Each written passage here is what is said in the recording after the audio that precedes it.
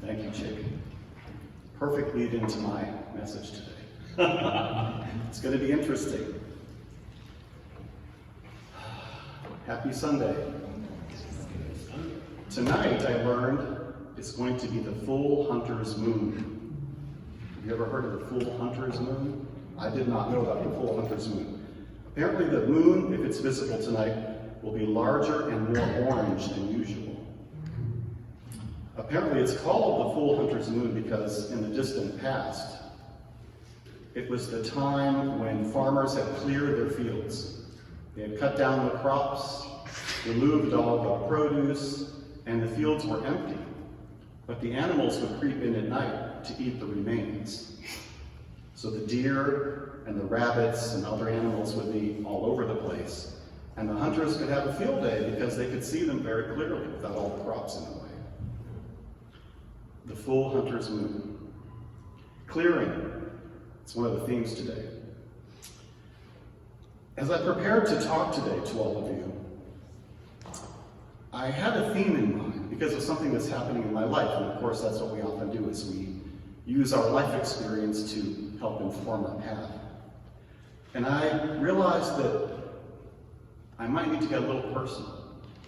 I hope that's okay. I admire the way that people like Roy and Jane and Reverend Sandy and Kaywood can get up here and use some personal experience to expound upon unity principles, because that's what we do here. It's about practical Christianity. So I'm going to follow their lead a little bit.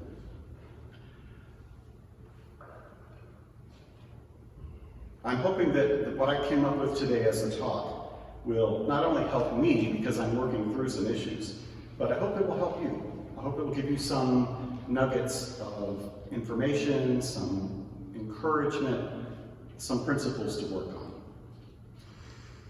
In preparation also for my talk, I happen to be reading a book for my workplace, because we have managers meetings where they encourage us to learn management techniques and become better managers.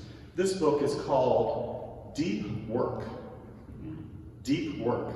The subtitle is Rules for Focused Success in a Distracted World.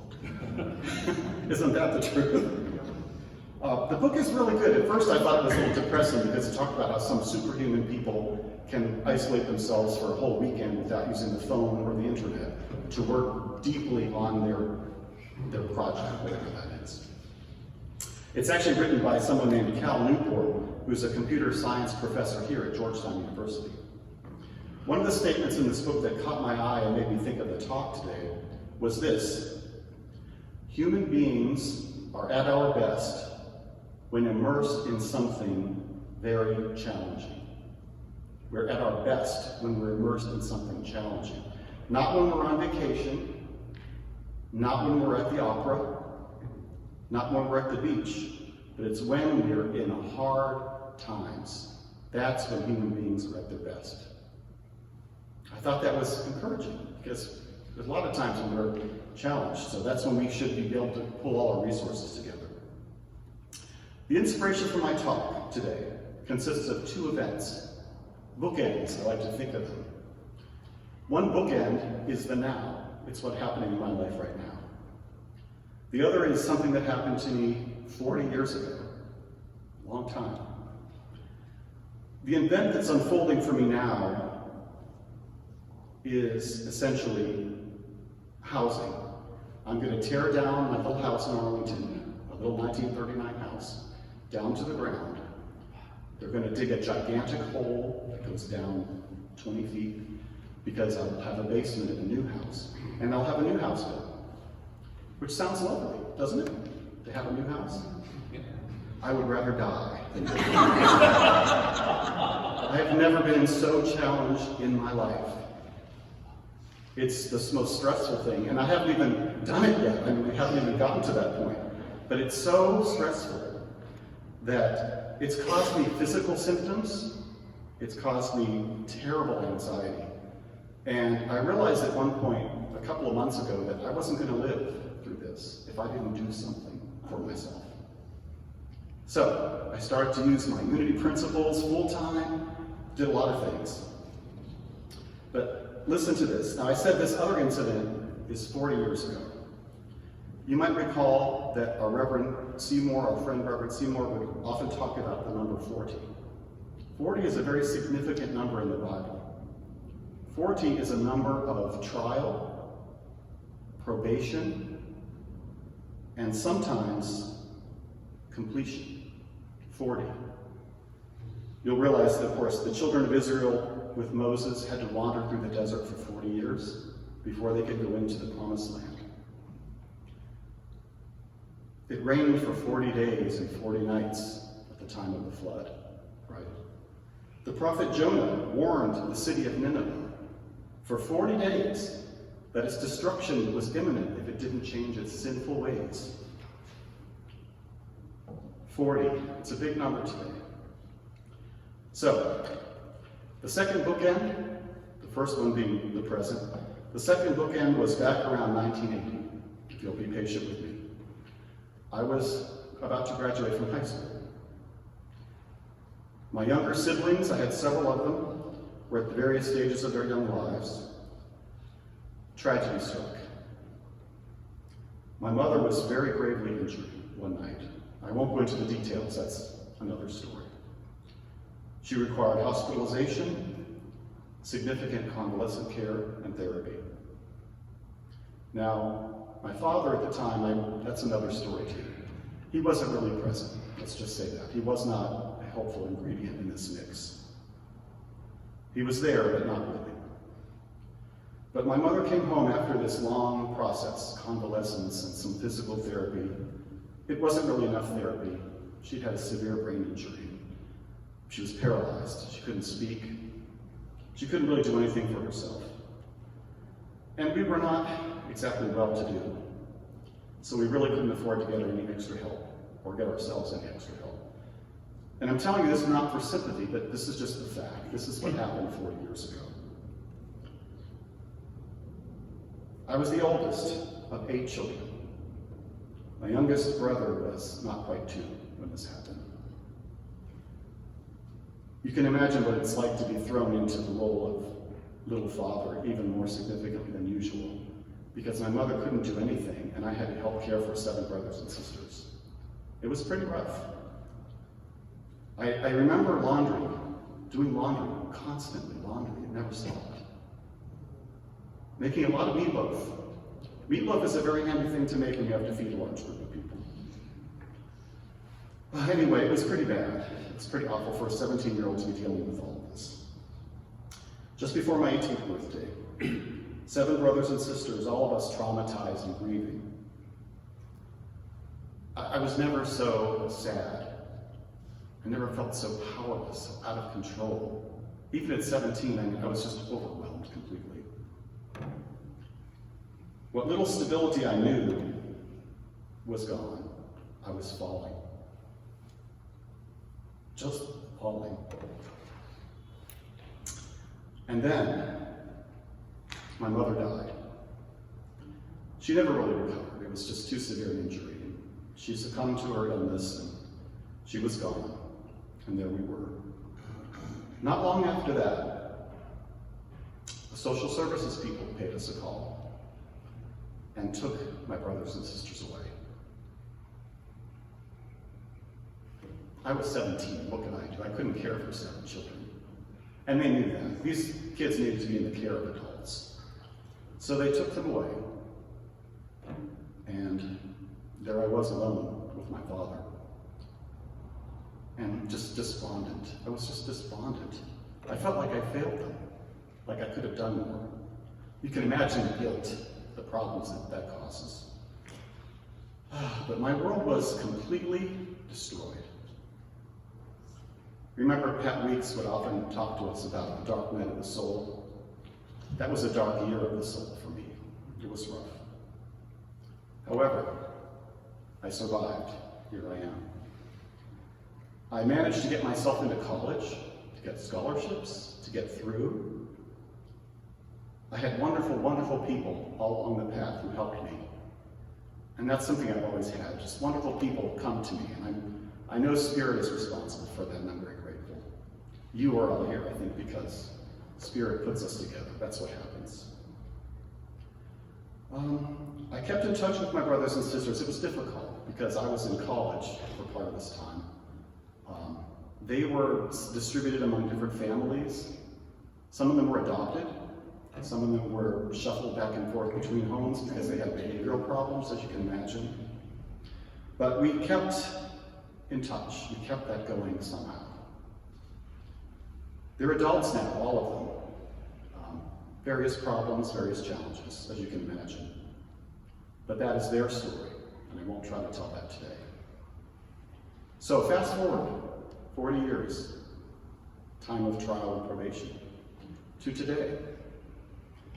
I'm in the midst of this housing situation where I'm going to have to move. We've packed up a lot of things. We're packing up more things. We have to find an apartment to live in for a year, because this will take about a year, this process.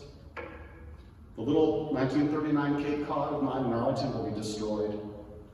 As likely will be the beautiful maple tree in front of it, because I think that maple tree was planted at the same time that the house was built. I love that tree. I love that tree. But they can't work around it. So, destruction of upheaval, that's what's happening. It wasn't my idea, I didn't really want this. But when you're married and your spouse says to you, I can't live in this house like this anymore. we've got to do something. You have to give. Marriage is give and take. The choice was we move somewhere to another house, or we do something with this one. And I said, well, I'm not leaving. My roots go deep. And if I have to choose, then we'll do something with this property. So that's what we're doing. No central air, one closet, one bathroom. You can imagine, it's just difficult. You can't really, it's not a modern house. And I get that up here. This is the problem. I attach to things. I told the joke at the book table that there's, you know, Marie Kondo, the Japanese woman who's all about getting rid of things and only keeping things that are precious to you. I tried for a moment to get her mind frame. I really did. I ordered the book. We had several copies at the book table. I opened it up and I read what she wrote, which was, hold an object in your hand. If it doesn't speak to you, if it doesn't mean something to you, if you don't love it deeply, then let it go.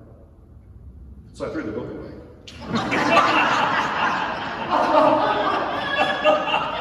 Take that, Marie Kondo.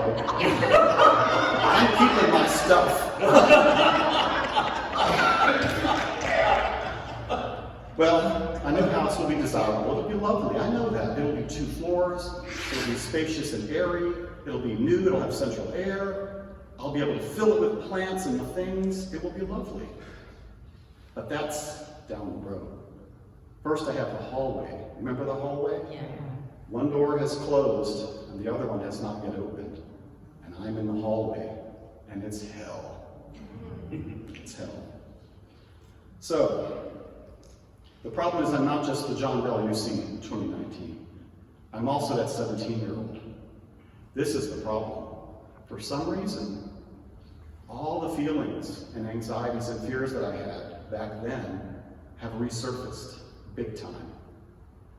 I don't know why exactly. I'm sure there's a psychological reason, but I'm feeling already homeless and abandoned and lost. I'm falling again. 40 years later, I'm falling. I had physical symptoms. I tell you, months ago when this first started, I thought I was going to have a heart attack. That's what it felt like, more than once. Couldn't sleep, couldn't eat. I was having constant fights with my spouse because, well, of course, I don't really want to do this. It's a trigger. I think that's what it's called. It was a trigger. So, I realized, especially with my Unity background, part of this is my thoughts, okay? I'm letting these terrible feelings emerge and I'm not trying to control my thoughts. But how do you do that when you're so anxious and so unhappy? Well, I realized that I had to do something constructive. So I used my toolkit, right? We've talked about our toolkit. In addition to my Unity principles, meditation, studying books that help, I'm trying to make it a point to sleep regularly, to eat well. I have a massage therapist now that I found that I like, and I go every 3 to 4 weeks. That really helps. And for the first time in 57 years, I'm seeing a counselor. Wow, did that make a difference? You know, when you realize that you're powerless to control the whole thing, part of it is letting God step in, right? But part of it is also using the resources available to you. So I decided, you know what? It's about time. I kept seeing these ads with Michael Phelps. Have you seen these ads with the Olympic swimmer Michael Phelps? He's apparently had some severe problems in his own life that we didn't know about. He decided to see a counselor and it made a big difference for him. He's now the spokesperson for something called Talkspace, which is an online resource for people to acquire counseling and get counseling much more easily than it was in the past. You can even do it online. You can have a counseling session online. It's encrypted, so it's very private. No one can know about it. I thought, wow, it inspired me to think about that. I have insurance at my workplace. I asked my HR people, and they said, yes, call this number. They'll help you. That's all I had to do, and they directed me to somebody close to my workplace that I can see once a week for an hour. That hour is so wonderful. It's like a massage for my brain or my heart. Because someone who's not connected, who has no vested interests, doesn't really care. They're sort of like God. They're out there just a force. listens to me, lets me talk, reflects back to me some things that I need to hear that maybe I don't want to hear, and just listens for an hour when I spout about my anxieties and my fears. It has really helped. I haven't had any more heart attack-like symptoms. It's still not fun or easy. I'll admit that. This is not a fun road.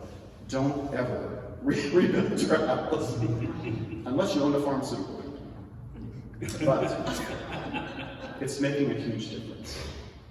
So, in my research for my talk, in the middle of all this, I wanted to be able to offer you something as well as myself. I came across Elizabeth Sand Turner's book, What Unity Believes. And a little passage from that helped me because, again, the theme is destruction, right? Destruction. And what does that mean? Destruction is not just a one-time standalone. Destruction is part of a cycle. It's always connected to rebirth, renewal. There's always a cycle. It's not a line, it's a circle. Listen to what Elizabeth Sand Turner writes. We have a mind, God-given. It is constantly producing constructive or destructive thoughts, depending on the direction of our attention. When our attention is directed toward the spiritual realm, our thoughts partake of the nature of the divine and are constructive, making for healthful and happy conditions. But when our attention is focused on the world, or when we permit ourselves to enter into the negative beliefs and opinions of others, or even those arising in our own minds, our thoughts are of a destructive nature and result in distressing, troublesome conditions. So again, it's reinforcing what I already know. I've got to take control of my thoughts. I've got to channel them, and I've got to be more aware that God is in my life. It's not just me against the world. Jesus emphasized this quite a bit when he talked about things back with his disciples. Remember that when a grain of wheat falls to the ground, it dies. But in its death, it becomes a whole bumper crop of wheat. Sri Chinmoy, the Indian spiritual leader, wrote that destruction in the spiritual realm has a meaning different from that in the secular realm. In the spiritual life, nothing is totally destroyed for good. If you feel destruction means that something is gone forever and that never again will you see its face, you are mistaken. From the spiritual point of view, you have to know that destruction is the transformation of a limited consciousness. That did it for me. Destruction is the transformation of a limited consciousness. It is like this. When you move from one year into the next year, you do not see the old year anymore. The old year you do not see either in your outer life or in your inner life. What you see is the outer and inner transformation of the year that has just passed. Of course, there are examples for me too in nature. There are plants that rely upon destruction in order to propagate. There are definitely trees, certain kinds of trees, the cones that have the seeds in them are coated with resin, a very thick resin. The seeds can't sprout with the resin on that cone. The only thing that removes that resin is fire. Forest fire, destructive as we think of it, is crucial for some of these trees. They cannot reproduce without fire. It's what opens the cones and lets the seeds come out. Think of the Hawaiian Islands. The Hawaiian Islands were formed by destruction, by lava pouring out of the ocean floor, boiling the sea, and becoming land. It's still happening all over the globe. So here is what I believe is a list of some of the gifts of destruction. Things we get, things we benefit from that we wouldn't imagine. For me, at least. Perspective. This change that's happening right now in my life has given me a really new understanding of where I've been, of what I've done, of what I've accomplished, and who I am. I'm not just a bag of nerves. I'm pretty enduring, I have to say. I've got through a lot. Elimination, or cleansing. I think this is something Caleb will talk about at the end of the month in his class. It's also called renunciation. Because of the nature of this change, it's a kind of destruction. It removes something. Sometimes what it removes is old habits, old ways of thinking, old attachments. For me, that's for sure.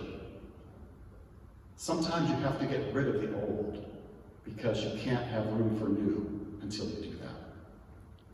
Elimination and cleansing, just like forest fire, it makes room for new growth. And finally, potential. Because as this house will disappear, I will have to clean out and discard old ways of thinking, old ways of behaving, old ways of being, and make way for something new. I have some sympathy now for what the Israeli children felt when they had to wait for centuries and millennia for the Messiah. Imagine waiting for generations and then knowing that the Messiah has come. No wonder Christmas is so spectacular for us. It's the promise fulfilled. That's what I'm hoping for, is fulfillment. Change, destruction, yes, but rebirth and fulfillment. And I have to remember God, only God, nothing but God. My life, my existence, dictated by God. So sometimes I have to stop struggling and just say, do with me what you will. I'm open. I'm not inclined to pick up a sledgehammer and join in with this demolition that's going to happen sometime late in the year. I'm not there yet in being excited or happy about this. But I'm thinking about it. I'm praying about it. I'm using all of my toolkit for it. And maybe, just maybe, I will begin to appreciate the gifts of destruction. Thank you.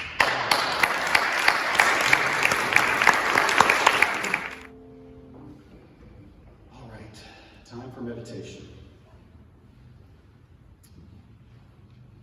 If you will bear with me, we're going to continue just a little bit along this theme of destruction and the positive benefits. If you would just take a deep breath, relax your muscles, let your body support you as you slip into a state of peacefulness and quiet. Close your eyes if that makes you comfortable. Let's think about life and death and destruction and rebirth. We need concrete representations of abstract ideas, especially when you are trying to craft and live by a moral code of behavior. There are stories of goodness being tainted by evil, and then of evil being subdued by acts of courage and sacrifice. These are cyclical stories, in that over time, we must continue to be morally vigilant and willing to accept that the only evil is a refusal to accept good, to let God be in charge. In most creation stories, there is destruction. Again, it's a cycle. Creation and destruction are constantly in motion, often complementary.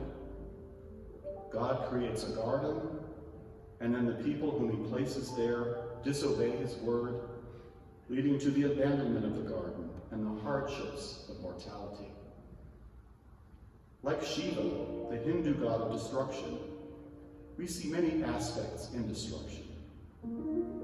Shiva has 1,000 names and 1,000 faces. In the Hindu tradition, Shiva made the world so that others could make the things in it. Energy is his name, and he moves through all things. In one of his aspects, he is the Lord of the dance, who sweeps away illusion and ignorance. He dances the dance of creation, the dance of destruction, the dance of solace and liberation.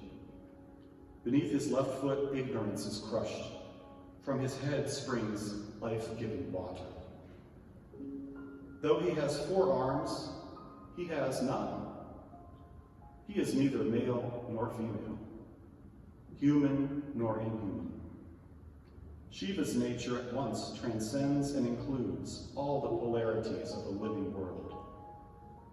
When the universe was plunged into darkness and chaos, according to legend, Shiva restored order by forming a 3rd eye on his forehead, from which emerged fire to restore light.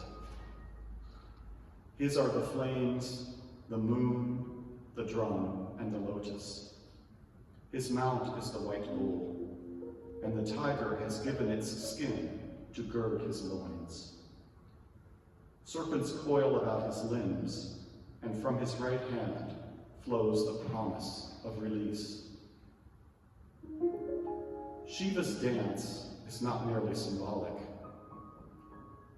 That dance takes place within each of us at the atomic level, every moment. The birth of the world, its maintenance, its destruction, the covering of the soul, and its uncovering. These are the elements of Shiva's dance. All that has been made will be unmade, and all that has been destroyed will be recreated. This is the promise of the universe in which we live, and God controls all. And so it is. Amen.